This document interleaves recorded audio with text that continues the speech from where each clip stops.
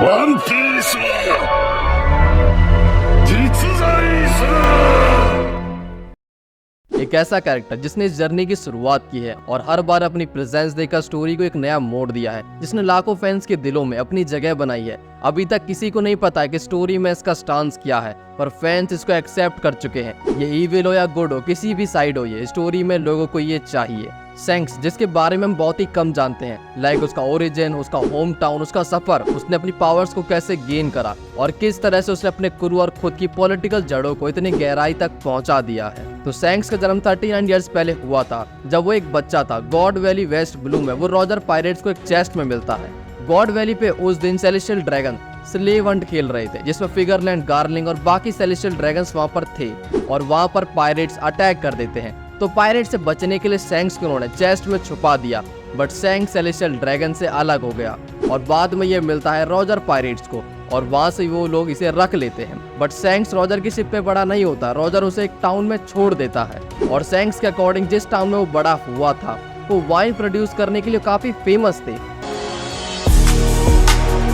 आगे शैंक्स 9 साल की एज में रॉजर पायरेट से वापस मिलता है और बगी के साथ एज अप्रेंटिस रॉजर पायरेट का पार्ट बन जाता है। इस टाइम पर शैंक्स गोल्डी रॉजर की स्ट्राइड पहनने लगा था, यानी वो रॉजर का फेवरेट बन चुका था। शैंक्स और बगी एक साथ रॉजर की शिप पे बड़े होते हैं और न्यू एडवेंचर्स का पार्ट बनते हैं और एक दूसरे के काफी करीब आ जाते हैं एज अ फ्रेंड। दोनों साथ में व्हाइट बीयर्ड पायरेट से फाइट करते हैं, मीनिंगलेस बातें करते हैं और शैंक्स की वजह से बगी चॉप चॉप फ्रूट खा जाता है। आगे क्रू का कैप्टन रॉजर को उसका ड्रीम पूरा करना था, इस वर्ल्ड के लास्ट आइलैंड तक जाने का, पर वहां जाने के लिए सबसे इम्पोर्टेंट जो पीस था वो मिसिंग था, समवन जो पोनीग्लिफ को पढ़ सके। इस काम को 800 सालों में किसी ने नहीं किया था, जिसे अब रॉजर करने वाला था। एक दिन मरीन से फाइट करने के बाद रॉजर का सामना होता है ओडिन से, जिसे वो एक सिंगल अटैक में उड़ा देता है। इसके बाद रॉजर और व्हाइट बियर्ड क्लैश करते हैं और ये बैटल बदल जाती है Roger versus white beard pirates में, जो 3 होल डेज तक चलती है। और इस बैटल के बाद दोनों क्रू अपने ट्रेजर को शेयर करते हैं। दोनों क्रू को पता था कि हमारे कैप्टन कैसे हैं, वो आपस में फ्रेंडली राइवल्स हैं। पर यहाँ पर शैंक्स और बगी एक बंदे को लेकर टेंस थे, ब्लैक बियर्ड को लेकर, जो काफी स्ट्रेंजली वहां पर खड़ा था बिना कुछ बोले। बगी शैंक्स को बताता है कि ये अपनी लाइफ में कभी नहीं सोया है। वहीं पर रॉजर व्हाइट बियर्ड से ओडिन को मांगता है ताकि वो अपने ड्रीम को पूरा कर सके, फाइनल आइलैंड पर जा सके। इसके बाद शुरू होती है रॉजर पायरेट्स की फन एंड एडवेंचरस जर्नी, जहां वो डिफरेंट लोकेशंस पे जाते हैं, सारे पोनीग्लिफ्स को ढूंढ निकालते हैं और last island the Laugh Tale तक पहुंचकर पूरे वर्ल्ड की हिस्ट्री को समझ जाते हैं।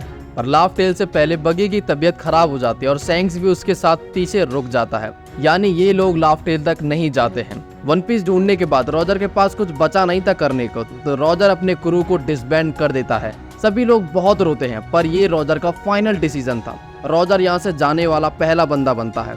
इसके बाद रॉजर पायरेट्स पार्टी करते हैं और ओडन को छोड़ने वानो चले जाते हैं। बाद में एक एक करके सारे लोग अपने अपने रास्ते पर निकल जाते हैं, जिसके 1 साल बाद लॉग टाउन में रॉजर का एग्जीक्यूशन होता है, जहाँ पर शैंक्स भी प्रेजेंट होता है, जिसको देखकर वो बहुत रोता है और यहीं पर अपने पायरेट करियर की प्लानिंग भी करता है। शैंक्स बगी को अपने क्रू में इनवाइट करता है, बट वो उसके लिए मना कर देता है। आगे शैंक्स अपने पायरेट क्रू की शुरुआत करता है अकेले ही और अपने सफर में निकल जाता है, जहाँ पर उसे एक स्किल्ड स्नाइपर के बारे में सुनने को मिलता है, जिसकी तलाश करते हुए शैंक्स गैको आइलैंड के सायरा विलेज पहुंचता है, जहाँ पर वो यासोफ से मिलता है और वो उसे अपने क्रू को ज्वाइन करने को कहता है। यासोफ, जिसको खुद एक पायरेट बनना था, बट उसकी एक वाइफ और बच्चा भी था अब, जिसको छोड़कर वो कैसे जा सकता था। बट ये चांस यासोफ को उसकी लाइफ का आखिरी चांस लगता है, इसीलिए वो अपनी वाइफ से पूछता है इस बारे में, जिसपे वो हाँ कर देती है और ऐसे यासोफ शैंक्स को ज्वाइन करता है।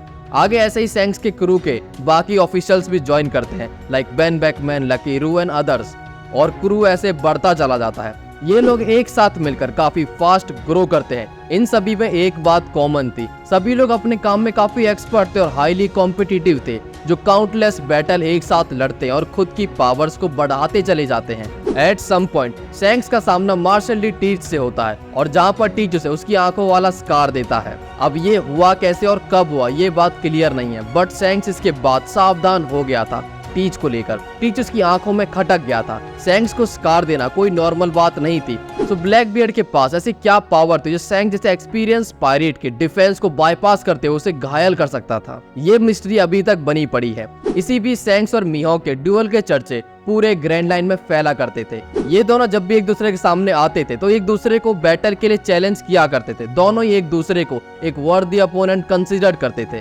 13 इयर्स एगो सैंक्स का क्रू गवर्नमेंट शिप से हिटोनोमी मॉडल नीगा को चुरा लेता है एक स्पेशल पर्पस के लिए, और इसी तरह सैंक्स डाउन आइलैंड पे जाता है जहाँ पर फूजा विलेज में सैंक्स को मंकी डी लूफी मिलता है। इस विलेज के एटमॉस्फेयर, यहाँ के लोगों और लूफी के साथ मस्ती करने के लिए सैंक्स इस आइलैंड पे कुछ टाइम के लिए अपना बेस बना लेता है, और ये कुछ टाइम 1 साल का पीरियड बन जाता है। इस टाइम में लूफी सैंक्स और उसके क्रू से काफी अटैच हो जाता है और उसके क्रू को ज्वाइन करना चाहता है, बट सैंक्स हमेशा उसे मना कर देता है। इस टाइम पे सैंक्स की बाउंटी 1 बिलियन 40 मिलियन हो चुकी थी, यानी सैंक्स एक जाना माना पायरेट बन गया था। एक दिन लूफी सैंक्स के सामने खुद को प्रूव करने का ट्राई करता है कि वो उसके क्रू को ज्वाइन करने के लिए फुल्ली कैपेबल है। लूफी यहाँ पर अपनी आंख को चाकू मार लेता है।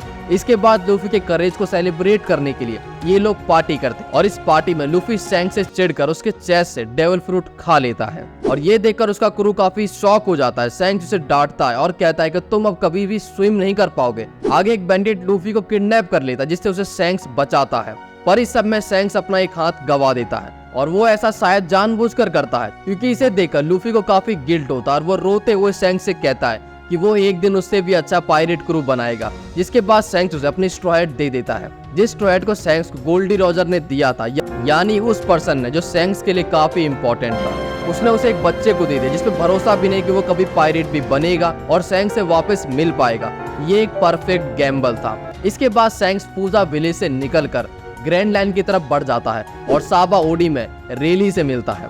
वो लूफी के बारे में सब कुछ बताता है, जिसको सुनकर रेली शॉक हो जाता है कि उसने अपना ट्रेडमार्क यानी स्ट्रॉ हैट को इस बच्चे को दे दिया और अपना हाथ भी गवा दिया। रेली के पूछने पर सैंक्स कहता है कि लूफी उसे रॉजर की याद दिलाता है। रेली से मिलकर सैंक्स और उसका क्रू न्यू वर्ल्ड की तरफ निकल जाता है, जहाँ पर वो एक बार फिर से मिहोक से मिलता है, बट मिहोक उसे इस बार ड्यूल करने से मना कर देता है, ये कहकर कि अब तुम वीक हो गए हो और मैं एक हाफ क्वार्टर से फाइट नहीं करता। फूजा विलेज से निकलने के 6 साल बाद सैंक्स वन ऑफ द 4 एम्परर्स में अपनी जगह बनाता है, और कुछ टाइम बाद सैंक्स एज से भी मिलता है। दोनों लूफी के बारे में काफी बात करते हैं और रात भर पार्टी करते हैं। यहाँ से जाते वक्त एस अपनी हाकी दिखाता है और उसकी हाकी से आसपास की बर्फ पिघल जाती है, जिसकी बेन बैकमैन और सैंक्स दोनों ही तारीफ करते हैं। अब तक सैंक्स को ये पता नहीं था कि लूफी ने अपना सफर शुरू किया कि नहीं, बट एक दिन जब रेड एयर पायरेट्स एक आइलैंड पर रिलैक्स कर रहे होते हैं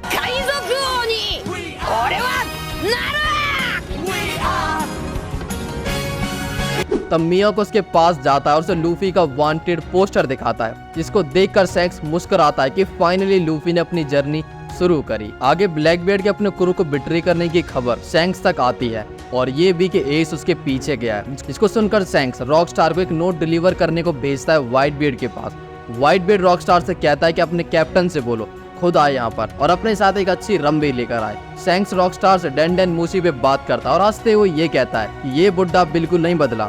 ये meeting finally Annie's lobby incident के बाद होती है। दोनों योंको आमने सामने होते हैं। सैंक्स के ब्लैकबियर्ड के शिप पे आते ही आधे से ज्यादा लोग बेहोश हो जाते हैं और सैंक्स की हाकी से शिप भी डैमेज हो जाती है। दोनों बैठ के पास्ट के बारे में बात करते हैं। व्हाइटबियर्ड बताता है कि कैसे उस टाइम पर सैंक्स रॉजर की शिप में बस एक अप्रेंटिस था, और यहाँ पर एडवर्ड बगी के बारे में भी पूछता है, जहाँ पर सैंक्स कहता है कि वो बगी से व्लॉग टाउन के बाद नहीं मिला। सैंक्स यहाँ एडवर्ड से ब्लैकबियर्ड के बारे में भी बात करता है और अपने स्कार के बारे में भी। व्हाइटबियर्ड के पूछने पर सैंक्स कहता है कि इसको रोको क्योंकि उसका टाइम अभी नहीं आया है टीच का सामना करने का, जिसपे व्हाइटबियर्ड कहता है कि ये मेरा मैटर है और मैं सॉल्व कर लूंगा। अपने बात खत्म करने के बाद दोनों अपनी स्वॉर्ड को निकालते हैं और एक क्लैश करते हैं। इस क्लैश की फोर्स से आसमान के बादल भी 2 हिस्सों में बट जाते हैं। जैसा सैंक्स सोचता है वही होता है। एस ब्लैकबियर्ड से लड़ता जरूर है, बट ब्लैकबियर्ड उसे कैप्चर कर लेता है और नेवी को देता है और उसका एग्जीक्यूशन अनाउंस होता है।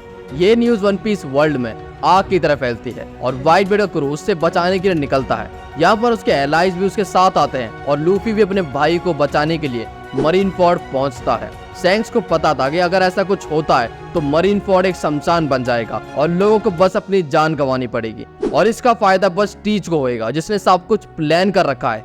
सैंक्स मरीन फोर्ट पे पहुंचने से सभी को रोकना चाहता था कि ऐसा कुछ भी ना हो, बट यहाँ उसे रास्ते में काइडो मिल जाता है जो खुद मरीन फोर्ट पे एडवर्ड को मारने जा रहा था। सैंक्स सिचुएशन को और बिगाड़ना नहीं चाहता था, इसलिए वो काइडो को फोर्सफुली रिट्रीट करने पे मजबूर कर देता है, लेकिन इस समय उसे टाइम लगता है। काइडो कोई दूध पीता बच्चा नहीं था कि उसे एक टॉफी दी और वो सेकंड्स में वापस लौट जाएगा। जब तक सैंक्स मरीन फोर्ट पहुंचता है तब तक कितनी ही जाने जा चुकी थी। एस मारा जा चुका था, व्हाइट बेड की डेड बॉडी शान से ग्राउंड पे खड़ी थी। ब्लैक बेड अपने प्लान में कामयाब हो गया था, पर और ज्यादा कुछ ना हो इसलिए सैंक्स फाइट को वहीं पे रुकवा देता है। सैंक्स के कुछ सब फाइट को रुकने पे मजबूर कर देते हैं और अपनी स्वॉर्ड पे अकाइनो के मैग्मा अटैक को रोकना तो फैंस के लिए एक डोप मोमेंट था। इसके बाद एस और व्हाइट बेड दोनों को फ्यूनरल दिया जाता है और व्हाइट बेड पायरेट का यहाँ से डाउनफॉल शुरू हो जाता है। इसके बाद कुछ ऐसा होता है जिसका जवाब आज तक नहीं मिल पाया। सैंक्स का पेंजिया कासल में जाना, गोरोसे से बात करना, वो भी किसी पायरेट के बारे में। क्या यहाँ पर सैंक्स ब्लैक बियर्ड के बारे में बात करने आया था या कोई और पायरेट भी उसकी नजरों में आ चुका है? पर स्टिल एक पायरेट से 5 एल्डर्स का अकेले में बात करना और खास करके सैंक्स के कासल में आने कैसे दिया? किसी ने रोका नहीं। सैंक्स बस खुद को कवर कर लेता और अंदर आ जाता है। उसको देखकर एल्डर्स भी ऐसे रिएक्ट करते जैसे नॉर्मल सी चीज उनके लिए।